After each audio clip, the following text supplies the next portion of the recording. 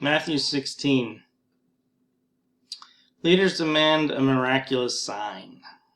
One day the Pharisees and the Sadducees came to test Jesus, demanding that he show them a miraculous sign from heaven to prove his authority.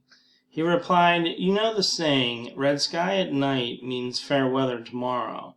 Red sky in the morning means foul weather all day.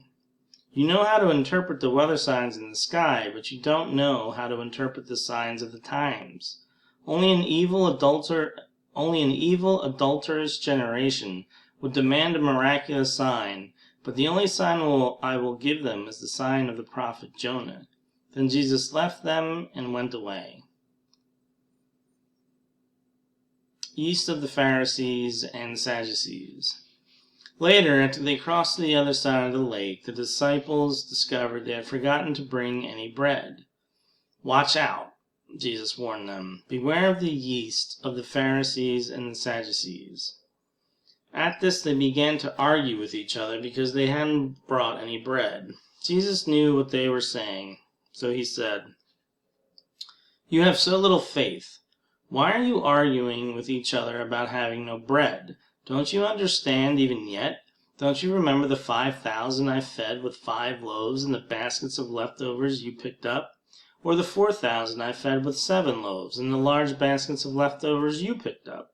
Why can't you understand that I'm not talking about bread? So again I say, beware of the yeast of the Pharisees and the Sadducees."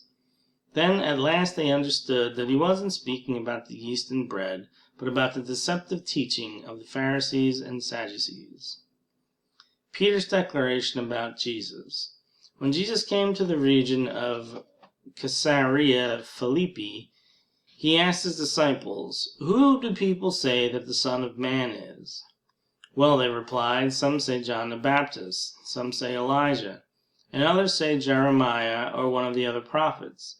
Then he asked them, "But who do you say I am?" Simon Peter answered, "You are the Messiah, the Son of the living God." Jesus replied, "You are blessed, Simon, son of John, because my Father in heaven has revealed this to you. You did not learn this from any human being.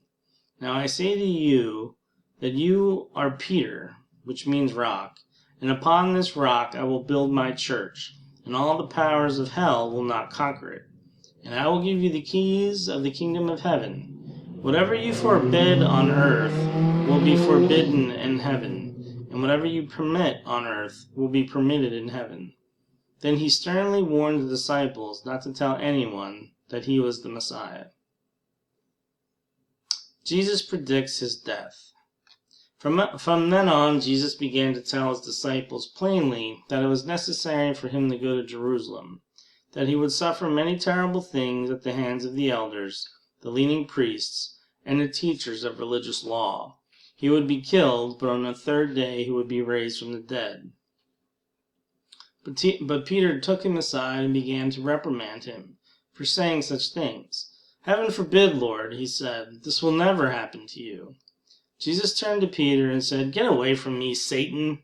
You are a dangerous trap to me. You are seeing things merely from a human point of view, not from God's." Then Jesus said to his disciples, "If any of you wants to be my follower, you must give up your own way, take up your cross, and follow me. If you try to hang on to your life, you will lose it. But if you give up your life for my sake, you will save it.